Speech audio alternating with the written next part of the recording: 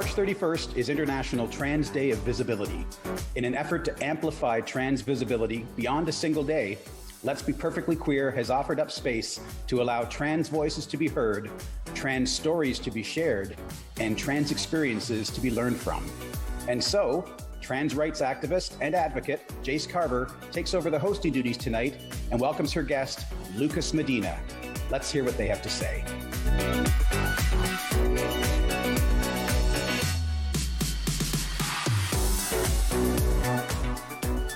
Hi folks, Jayce Carver here for my second taping of an episode of Let's Be Perfectly Queer, Rogers TV Barrie. Again, I'd like to thank Deanne, our producer, and Randy Davis, the original host, for allowing me this opportunity during Trans Visibility Month to bring on some folks who have some important things to say.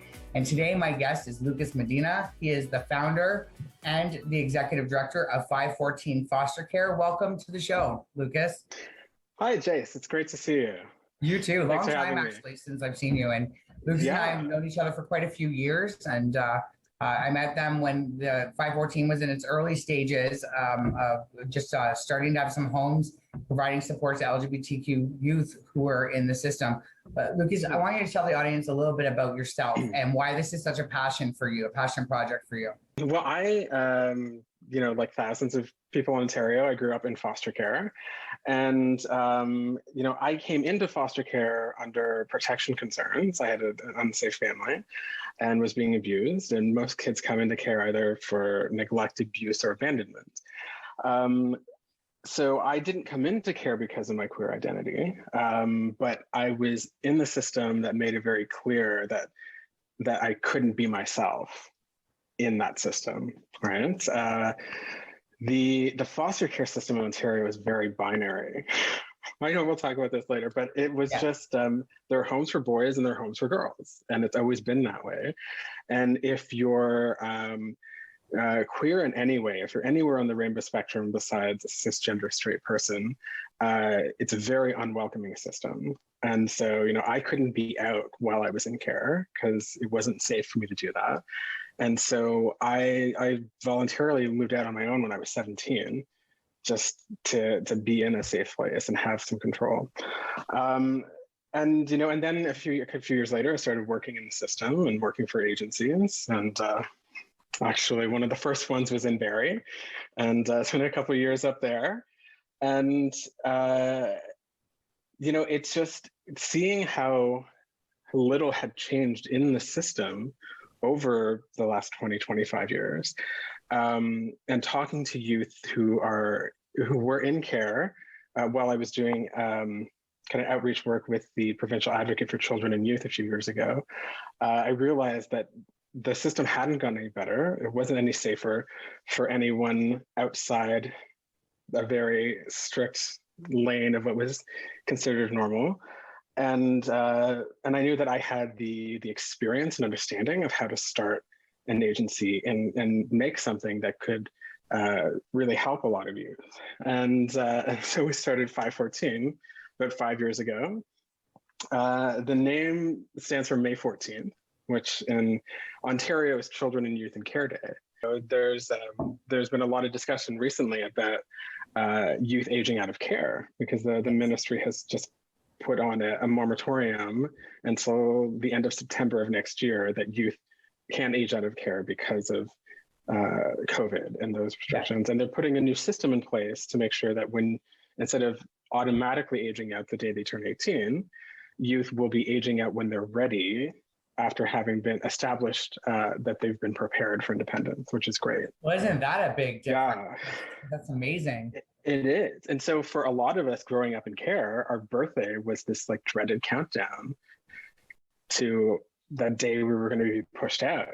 Yeah. And so it wasn't this happy thing, waking up on my 17th birthday and thinking, oh my gosh, there's just like 1 year left. And then I'm out on my own. And it really kind of takes away from that. So because that's an experience so many other youth from care have, I wanted to kind of highlight that with the name. And also May 14th, 1969 was when homosexual acts were decriminalized in Canada. Right. So there were kind of those different connections to it.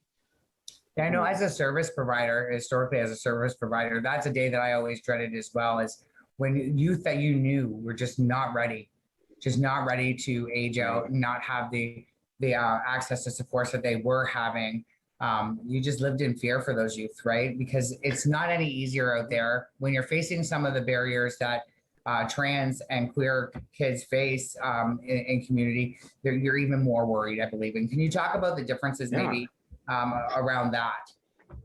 Yeah. So, we see a lot of it. Like, again, the system is so binary. There are a lot of youth who are in placements and placement situations where they can't really come out until they are on their own, right? And so then they're aging out of a system while trying to connect to a community and kind of tend to connect in unhealthy ways to people in the community and having bad experiences and not having a support system in place of healthy adults and role models. And, I always say, like, in the foster care system, children's aid societies and service providers are supposed to, focus on matching youth based on culture, which generally they mean race and skin color. But, the youth and children of our community don't get that kind of matching. They don't get the benefit of having a role model of their community, whether it's a trans parent, literally, or a queer couple, living a healthy relationship, or queer singles who are successful and modeling what life can be for them. And so our community has had this history, going back to the 70s, and it's well documented in a great documentary called Paris is Burning. Our community has a long history of chosen family, because even for decades, people in our community who had supportive, wonderful families lost them when they came out. Whether they came out as gay or lesbian or bi or trans, they suddenly lost their biological family. So we have this, and we tend to have to move to big cities too, right? Yeah. So even if they have some supportive family still in the small town they're from, they have to come to a big city, and you build a chosen family of new people who get you and support you. And the kind of really great established way of doing that is the house system, right?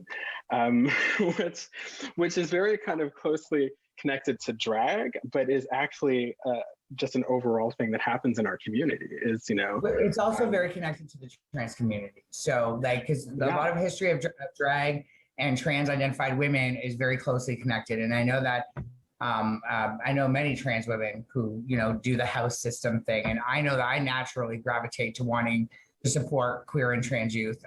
We've partnered on a few cases. Many trans women that are just newly coming out call me mom. I help support them through their transition, even outside of the work that I do, that I'm not currently doing. I still do it in my day-to-day life. It's just something that I feel like has historically always been a role for trans identified women, still currently is. Very much expected of us in our community, and very much a role that we step into easily. How do you feel about that statement?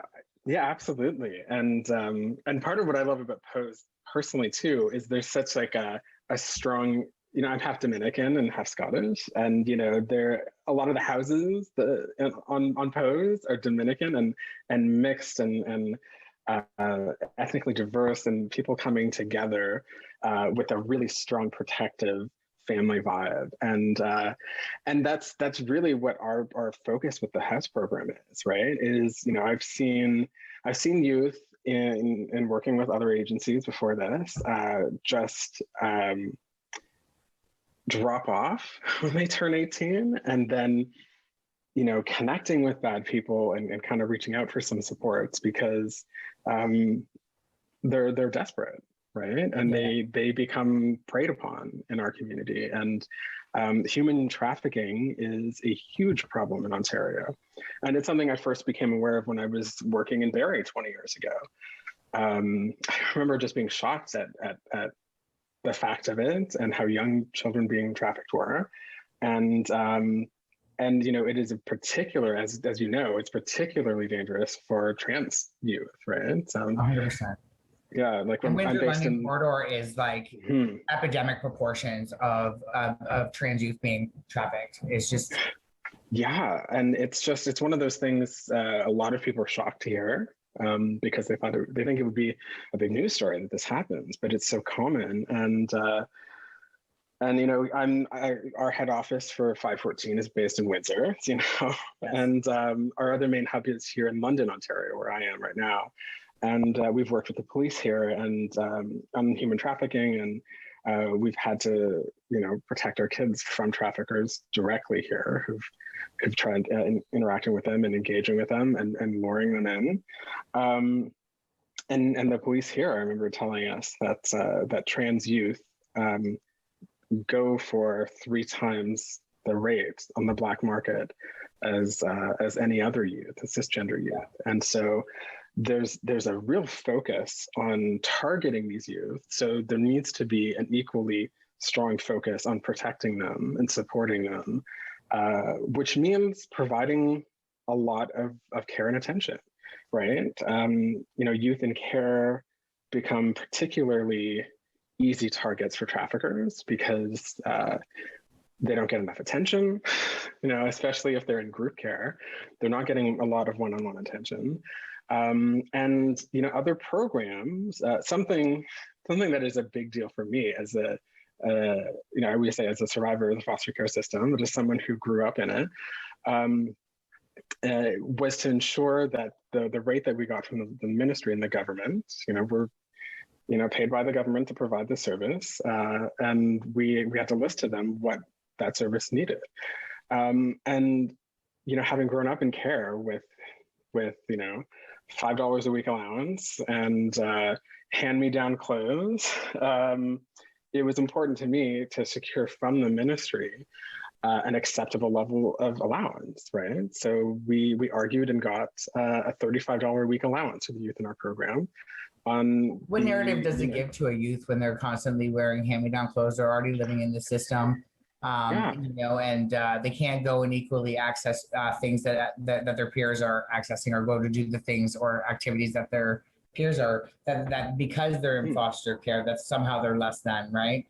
Exactly, right. And that was our argument for the allowance, because most agencies give $5 or $10 a week allowance to teenagers, you know, who are 16 and 17. And so we did our research. The average allowance for a teenager in Canada at the time was $35 a week. So we said, why would youth in care deserve less? And they agreed. They said, just no one's ever asked us that. And also a clothing allowance. That's something, you know, a lot of agencies, they don't really prioritize that. And they think kids should be happy with whatever they get, is something I heard, something we hear. Unpacking gender identity. I believe that, like, advocating for a clothing allowance to be able to unpack gender identity and to explore gender identity is so important. It's so important. And but those two things, something that we've come to realize over time, they empower these youth, right? Who in other programs and circumstances, getting $5 a week allowance. We've had 17-year-olds come into our program who were getting $4.25 a week allowance in their previous placement, which, you know, I remember asking a youth, like, well, what do you do with that? And he said, nothing. Like, you can't do anything with that. So, you know, being able to kind of compete with the traffickers, right? It's so easy for them to lure kids in other programs with a pair of boots or $50 to do a favor. But when the youth in our program have this feeling of value that we give them by providing them what they deserve, they're much harder targets for traffickers, because there isn't much that they can offer them that competes with what we do. And you know, that's so important. That does have an impact on their lived experience and the path that they can go down, right? Do you believe by having a youth in, like, say, the house model, which you know, I'm a big fan of, but the house model allows the youth to be more open about behaviors or maybe instances in which they might be getting themselves into trouble than maybe in the old foster care model, or because your house model is definitely not foster care model. It's really based more on youth homelessness than it is foster care and foster provision, which I think is really kind of the future of the foster system. It needs to be, because most youth have been so independent for so long, or have had to live on the streets, that conforming to the rules of a foster family is going to be very difficult for them. But providing this house system where they're more of an independent being, but they have the support of somebody with lived experience. Do you think that provides space to have a conversation? Yeah, absolutely. I mean, there are some systemic barriers in foster care in Ontario to youth being able to openly communicate what they're experiencing. So, almost every other program has strict curfews. And if you're late, even if it's 10 minutes, they call the police. They call the police because you've broken curfew. And it criminalizes kids who are in the system. And so it really tells them that they can't trust the service providers, the people who are supposed to be taking care of them, with kind of details of what they might have been up to beyond that, right?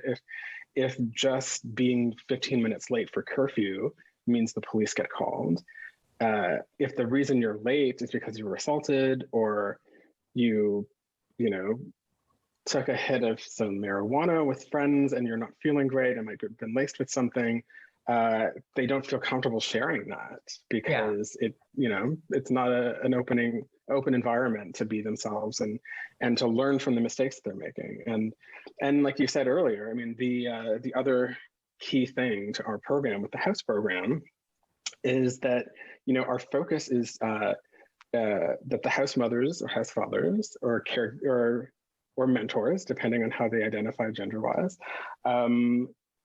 have lived experience, not just in the community as part of the LGBTQ2S community, but we also very specifically look for people who have lived experience in the system, because it is so different. We have, I have lived experience, and the house parents we have now have experience in the system, and it means that we're able to have different kinds of conversations with our youth, and we're able to advocate for them in ways that other people don't. There's, like I said, there's been a lot of discussion in the last couple of weeks about aging out and how terrifying it is, and it's very hard to understand the impact that has on you unless you've gone through it. Right. It's, I think people can be empathetic, but when you've gone through that experience of that countdown and then being out on your own, you come to providing care for the youth in our community who are experiencing that very differently. Right. Absolutely. I've never been in care. I was raised in a very abusive and alcoholic and addictive household. But I have survived things like I've been trafficked, I've been sexually assaulted. I am also trans. I also understand that some of what I've allowed to happen to me is because I don't feel valuable enough as a trans identified person, or don't feel included enough into society as a trans person. I almost will take a codependent road to relationships. And I know that I still am very connected to youth that came to my life through your organization, who I still call my daughter, and she's doing amazingly in community right now. And we're both recovering addicts, right? And we're able to have those conversations. She lives like right behind my apartment now. So we're able to have those conversations and go to recovery meetings together. And she calls me mom. But I know that basically the model you're creating is a model that we're just living on our own, even though we're not connected to your organization, just because it works, right? And she doesn't have to be afraid of telling me things that she's gotten into that are risky behaviors, because I've done them. I'm not going to just give her crap for it. I'm going to say, this is what happened when I went through that situation. So this is what you could avoid by having these conversations with me, maybe not engaging, or, if you do, know that you can come to me and we can talk about it, right? And I think that's the model that you've created, and it keeps kids safer. And because it's not just kids that are at risk, grown trans identified folks are equally at risk in our community, but kids, they don't have the ability to be able to kind of murky their way through those muddy waters and get the services that they need if they don't, especially if they don't exist, right? And we are making, right? And I think that's and a lot of them, they don't get the support to connect to what is available, right? We find, social workers in big children's aid societies who have a youth who comes out as trans, suddenly they don't know what's available. They don't know what's available in Toronto for them, in London or Windsor. So like they don't even have people in the system to support them properly. But yeah, like you were saying, like that was, part of the core reason we started the whole program and agency was, I've worked in different agencies. I've worked for the Children's Aid Society of Toronto and private operators. And there's this, first of all, very frustrating us versus them mentality of, on both sides of it, right? When you're being serviced by a child welfare agency, you feel very much like they're against you, and people who work in child welfare feel like the people they serve are separate from them. Yes. And for us, like these are the children of our community, and like you just said, other agencies, other service providers, they think, after they're 18, they literally have said this, after they're 18, they're not our problem. Right? They disappear, they're not our problem, it's somebody else's problem. Like these, the children of our community, they will continue to be a part of our community and regular engagement beyond when they're in our program. Because like you said, like we are a community and they are the children of our community, and we will keep these kinds of connections. And I think that's important too. One of the things we're incorporating in the house model is a program to prepare them for being independent. And part of one of the tools for that is to create a literal like drawn chosen family tree, so that by the time they age out, they have these people that they can trust, that they know these are my chosen family who are going to be there and support me, and will help them keep connected with that. Because again, you drop out of the system and you lose so many supports, but you're still a part of our community, and we help them connect with really interesting, great people who are safe adults for them to be connected to, who they'll maintain those relationships with. Because, I think that's a benefit to being part of the queer community, is we do have that community, and it's too bad that every youth leaving care doesn't have that kind of community built in for them, but our kids do. And so we can help them connect to that and have supports beyond care. Yeah.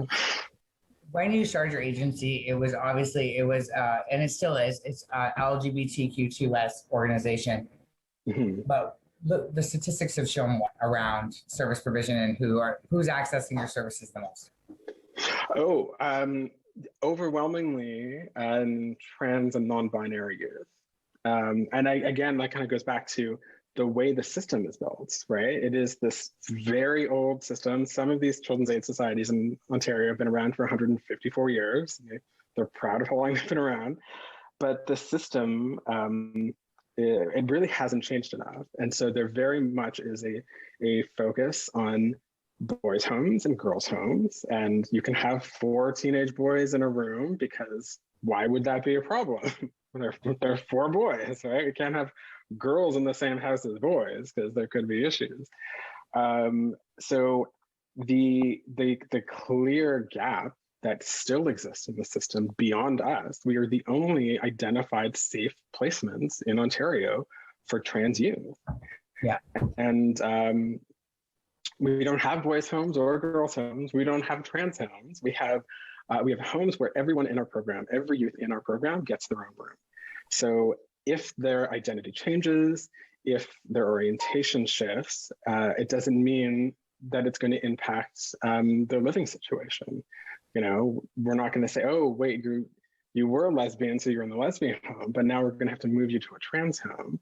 That's not how we work, right? And our caregivers and house mentors and house mothers and fathers are open and inclusive to everybody. I would say, we are expanding the house program. So we're going to be posting listings soon for new house mothers and fathers and caregivers here in London and in Windsor soon. I'd want to let youth who think that they could benefit from being in our program know that they can go to our website, which is 514.ca, the word spelled out, or just fostering.ca.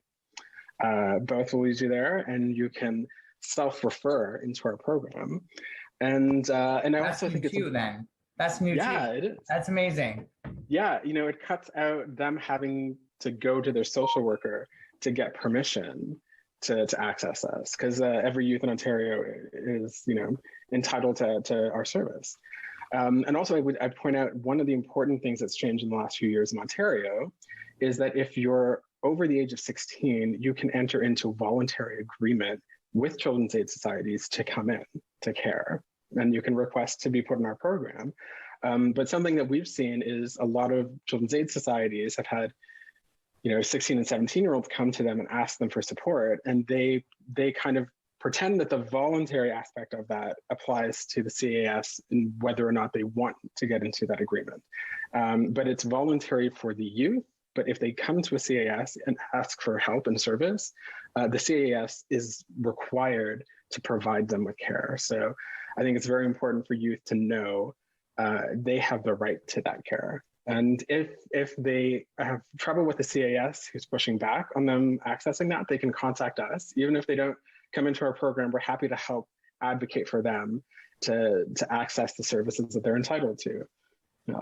Lucas, we've ran out of time, unfortunately, and I want to have another conversation if Randy ever opens up the floor for me again, because you brought up something during this conversation I think needs to be a complete episode of its own. But I want to talk. You talked a lot about being mixed race yourself and growing up in care, and so I'd like to have you back on another episode just to talk specifically about racism in the child foster care system, if you're open to that. Yeah. I can talk about that, yeah. For days, right? For days. Yeah. I think it's a conversation we need to have, and I think the racism conversation has been put so on the back burner because of COVID right now, and it's like Black Lives Matter, but only for 15 minutes, and we need to bring that back. So I definitely want to have that conversation with you, but I want to thank you for your time. I want to thank you for the work that you're doing for LGBTQ youth. And thank you for all the partnerships that you're creating in order to make sure that this is not just a Windsor, London thing, that what you're doing here could be a model that is beyond just this small area of our province. And it must be so cathartic. I know it is for me, having been trans and doing work with trans folks. It must be so cathartic to have lived through an issue, survived it, and then use that in order to change the narrative for youth of our future. So well done, and I applaud you. Thank you for being on the show. Thank you.